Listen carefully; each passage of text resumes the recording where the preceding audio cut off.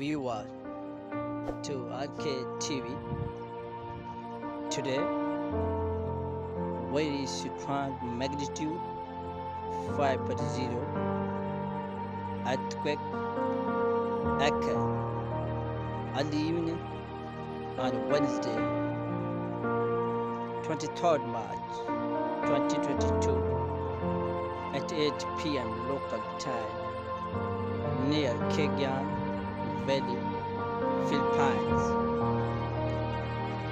The United States Geological Survey reported, according to the USGS, the earthquake hit at a shallow depth of 10 kilometers.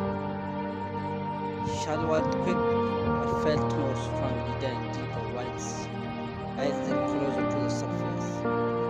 The exact magnitude, epicenter, and depth of quake might be revised with the next few